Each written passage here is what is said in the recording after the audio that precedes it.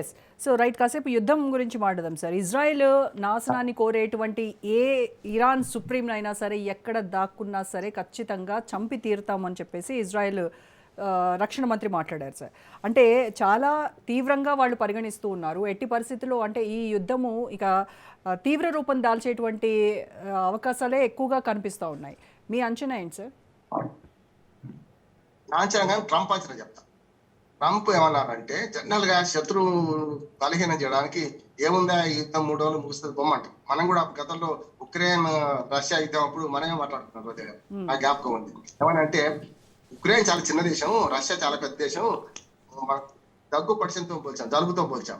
జలుబు అయితే మందులు పడితే వారం రోజులు, మందులు పడకపోతే 7 రోజులు తక్కువైంది అని చెప్పి. అంటే ఏదైనా ఒకటే కదా. ఇక్కడ అట్లా అంటే ట్రంప్ ఏమన్నారంటే 3-4 వారాలు పట్టే అవకాశం ఉంది అన్నాడు. చూడండి, అంటే ట్రంప్ కరెక్ట్ గా అంచనా వేశాడు. అంటే ఇది ఇరాన్ తక్కువ అంచనా వేయడానికి వీల్లేదు, వాళ్ళ శక్తి ఉన్నది ఇంకా అని చెప్పి. ఈ ట్రంప్ మాట్లాడడానికి తిరుగులేదు కదా. 3-4 వారాలు ఆయన తక్కువ చెప్పిండు. ఒరిజినల్ గా మనం అనుకుంటాం ఎక్కువ అనుకుంటున్నాం. ఇంకా 4-5 వారాలుగా ఇంకెక్కువ నడిచే అవకాశం ఉందని నేనైతే అనుకుంటున్నాను. దానికి కారణం ఏంటంటే రాజు కంటే మొండివాడు బలవంతుడు ఎప్పుడు కూడా. చూడండి, ఇప్పుడు మొండి ధైర్యంతో ఇరాన్ ముందుకు పోతుంది. మొండి ధైర్యం అంటే ఖమేని చావకుంది ఏమన్నాడు, యుద్ధం మీరు మొదలు పెట్టారు, మేము ముగిస్తామన్నాడు. ముగించండి. ఎట్లా ముగించండి? ఆయన జీవితం ముగిస్తుంది కదా. ఆయన జీవితం ముగిస్తుంది. ఇప్పుడు ఏమంటున్నారు, ఇరాన్ మాట మార్చింది. నిన్నేమంటున్నారంటే యుద్ధం మీరే మొదలు పెట్టారు, మీరే ఆపండి అంటున్నారు. రెండోది వచ్చేసింది. అంటే ఇప్పుడు సమిష్టి చెప్పడం కదా, 3 నాయకత్వం ఉన్నది. దాని తర్వాత కింద కమిటీ ఉన్నది. అయాతోలాలు లేరు కానీ ఖమైనీలు ఉండేది. కొత్తగా వస్తే మన తాజ్బా మన ఖమైనీ ఆయన కొడుకు, రెండవ కొడుకు ఇవాళ మన 2 గంటల కింద వార్త వారు వచ్చిండు అంటున్నారు. ఒక్కొక్కరు వచ్చిన వాళ్ళందరూ లేపేస్తున్నారు మన ట్రంప్. చూడండి మీరు, కొత్త నాయకత్వం వస్తుందంటే రక్షణ శాఖ మంత్రి నేర్పేసిండు. అంతేందుకు మనకు గతంలో రాజరికాలు ఉన్నప్పుడు రాజరికాన్ని మనకు రాజు అంతపురం మీద దాడి చేయాలంటే మొట్టమొదటి 7-8 అంచెలు ఉంటుంది.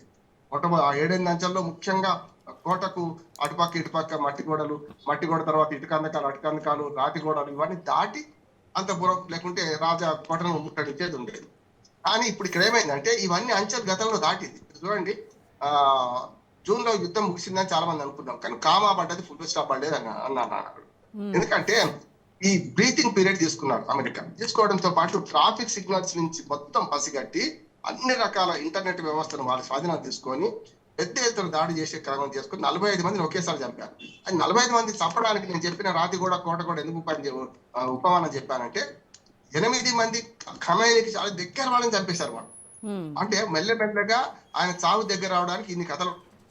కానీ ఇది కానీ అంటే ఇరాన్ దగ్గర 3 ధైర్యం ఉంది, వెపన్స్ ఉన్నాయి. దాంతో పాటు రష్యా ఇచ్చిన వెపన్స్ నిన్న మొన్న మనం ఒకసారి కార్గో విమానాలు రాకపోకలు అక్కడ పరిశీలిస్తే చైనా నుంచి రోజుకు 2 కార్గో విమానాలు వచ్చినాయట అక్కడ, ఏది ఇరాన్ కు. అంత పెద్ద ఎత్తున వాళ్ళు కూడా పెద్ద ఎత్తున ఆయుధ సంపద చేసుకున్నారు.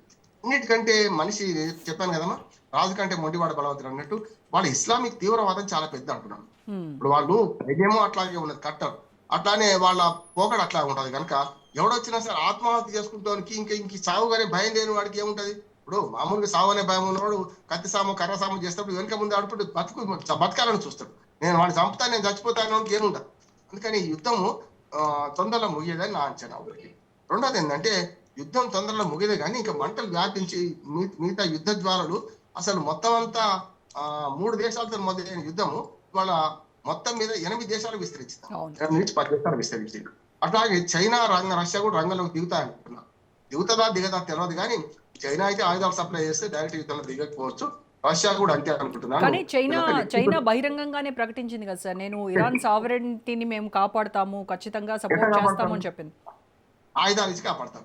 డైరెక్ట్ గా చైనా ఎక్కడైనా ప్రత్యక్ష యుద్ధంలో దిగిందా? ఇప్పుడు నిన్నటిదాకా సక్కులు పలికిన అమెరికా సూత్రధారి అయితే ఇజ్రాయెల్ పాత్రధారి అన్నా మొన్నటిదాకా. నేను ఒక్క మాట చెప్తున్నాను, అందరికి అర్థం ఏంటంటే ఇప్పుడు నిన్నటిదాకా ఏది మొన్నటి ఖమేనీని చంపేదాకా అప్పటిది ఆ యుద్ధం అంతా కూడా అమెరికా ఇజ్రాయెల్ భుజాల మీద తుపాకీ పెట్టి పేల్చింది అని అన్నాం. ఇప్పుడు ఏం చేసిందంటే అమెరికా ఇజ్రాయెల్ అంటే నెతన్యాహు భుజాల మీద కూర్చున్నది అమెరికా. ఈ భుజాల మీద పెడిస్తే వెనక నుంచి ఉంటాడు అమెరికా వాడు అంటారు. అట్లా కాదు, ఇప్పుడు ఏమైందంటే భుజాల మీద పెట్టి కూర్చోని ఏం చేసిందంటే ఆయన నడుస్తున్నాడు నెతన్యాహు, పైన కూర్చున్నాడు ఈయన అంటున్నాను నేను. అందుకనే ఇప్పుడు యుద్ధం సూత్రధారి కాదు, సూత్రధారి అన్ని తానే నడిపిస్తున్నాడు అమెరికా అధ్యక్షుడు. ఒకటి. రెండోది ఏంటంటే ఈ యుద్ధంలో మొండిగా పోయే ఇరాన్ కూడా తక్కువ అంచనా పెట్టారు. పదార్థ దళం కానీ రకరకాల సైన్యం అంతా మనకు ఆర్జిటిఎస్ వాళ్ళు ఉన్నారు కదా, వాళ్ళు ఒక 9 లక్షల మంది మొత్తం కలిపి, అంటే వాళ్ళు ఎంత కట్టరు తీవ్రవాదులు అంటే ఇస్లామిక్ తీవ్రవాదాన్ని పూర్తిగా అవపోసం పెట్టేవాడు ఎవడొచ్చినా సరే అని. ఇప్పుడు ఒకటే ఉన్నది ఏంటంటే సముద్ర మార్గం పక్క ఉండి పోతే భూమార్గం ద్వారా ఒక ఆలోచన అని నేను కొన్ని పత్రికలు చదివాను పొద్దున్న చూస్తుంటే, మనకు భూమార్గం ఇంకా కష్టం అంటున్నాను అమెరికా వాడికి. ఎందుకంటే మీరు ఈ సైనికులందరూ పదార్థాల నిలబడతారు కదా, వాళ్ళని చంపి బయటకు పోమంటారు కదా, అంతెందుకు. ఇప్పుడు ఉక్రెయిన్ 4 రోజులు ఓడిపోద్ది అనుకుంది, 4 సంవత్సరాలు నడిపిస్తుంది కదా, దాని వెనక అమెరికానే ఉంది కావచ్చు. కానీ ఉక్రెయిన్ సైనికుల ధైర్యం తక్కువది కాదా, అట్లానే వాళ్ళకంటే కట్టర్ సైనికులు వీళ్ళైతే ఓరకం చెప్పాలంటే. కనుక వెంటనే ముగుస్తుంది అనుకుంటలేను నేను. ఇది ఇంకోటి ఏంటంటే ఇరాన్ చేసిన పెద్ద తప్పు ఏంటంటే శత్రువుల సంఖ్య పెంచుతున్నది. ఇప్పుడు శత్రువులు 2-3 ఉంటే ఏం కాదు. ఇప్పుడు ఇజ్రాయెల్ అగర్భ శత్రువు, పిల్లి ఎలక లేకుండా ముగిసా పాము లాంటి శత్రువు మన బాగా. అమెరికా సరే విధానపరమైన శత్రువు, కానీ అమెరికా స్థావరాలు ఉన్నాయని చెప్పి ఏది మనకు కువైట్ ని కానీ, బహ్రెయిన్ కానీ, యుఏని కానీ, దుబాయ్ని కానీ కొట్టే పని తప్పు కదా. అక్కడ ఆ స్థావరాల నుంచి అమెరికా వాడు దాడి చేసి ఉంటే, మీ స్థావరాల నుంచి మా మీద దాడి జరిగింది ఎట్లా ఊరుకుంటామంటే కొడితే వేడు. కానీ ఇప్పుడు ఏం చేసిందంటే 360 degrees యుద్ధం చేస్తుంది అమెరికా, ఇరాన్. ఇప్పుడు చూడండి, అనవసరంగా శత్రువులు మెచ్చుకుంది కదా, అప్పుడు ఏమైతే పద్మ వ్యూహంలో కదా అభిమానులు చిక్కిపోతారు కదా అని నేను అంటున్నాను. ఇరాన్ తప్పు చేసింది ఏంటంటే ఇజ్రాయెల్ అమెరికా మీద శత్రుత్వం మెచ్చుకోండి, అమెరికా మీద మీ దాడులు చేయండి, ఎవడొద్దాను. కానీ వారి మిత్ర దేశాలని నిజంగానే వాళ్ళు తప్పే. మిగతా గల్ఫ్ దేశాలన్నీ కూడా అమెరికాకి స్థావరాలు ఇచ్చినాయి, అమెరికా స్థావరాల నుంచే యుద్ధం చేసే అవకాశం ఉందని అనుకుంటున్నాం, కరెక్టే. కానీ వాళ్ళు ఫస్ట్ ఎవరు ప్రయోగించాలి, ఆ దేశాల నుంచి ఒక వెపన్ వచ్చి దీని మీద ఒక మిసైల్ వచ్చి పడితే అప్పుడు కొట్టేయండి.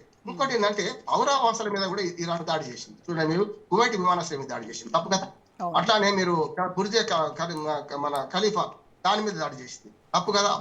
నివాసయోగ్యమైన కదా అవన్నీ కూడా, ఆఫీసులు ఉంటాయి, నివాసయోగ్యమైన భూములు ఉంటాయి, అక్కడ దాడి చేసింది. అంటే ఇప్పుడు ఇజ్రాయెల్ ఏ పని చేసిందో నువ్వు అదే పని చేస్తే తప్పుకు తప్పు ఒప్పెట్లయితుంది. ఇజ్రాయెల్ కూడా ఇప్పుడు తప్పుకుంటుంది. మీరు చూడండి, ఎప్పుడైనా వామపక్ష తీవ్రవాదం కానీ లేకపోతే మత తీవ్రవాదం కానీ ఒక్కసారి చూస్తే, రైలు తగలబెట్టిన సంఘటనలో గతంలో వామపక్ష తీవ్రవాదం కూడా మొదట్లో ప్రజల నుంచి పెద్ద వ్యతిరేకత రాగానే మన ఆంధ్రప్రదేశ్ లో జరిగింది, రైలు తగలబడింది. అప్పుడు మాకు సంబంధం లేదు, అది ఎవరో చేశారని బదులు తప్పించుకున్నాం, తర్వాత తప్పైందని వాళ్ళు చెప్తున్నారు. అట్లానే ఇప్పుడు ఏమంటుందంటే ఇజ్రాయెల్ ఏమంటుంది, ఈ 86 మంది పిల్లలు 106 అంటున్నారు, 116 అంటున్నారు, ఆ స్కూళ్ళ మీద దాడి చేసింది మేము కాదు, అది మాకు తెలియకుండా జరిగిందని బుకాయించింది మొత్తం.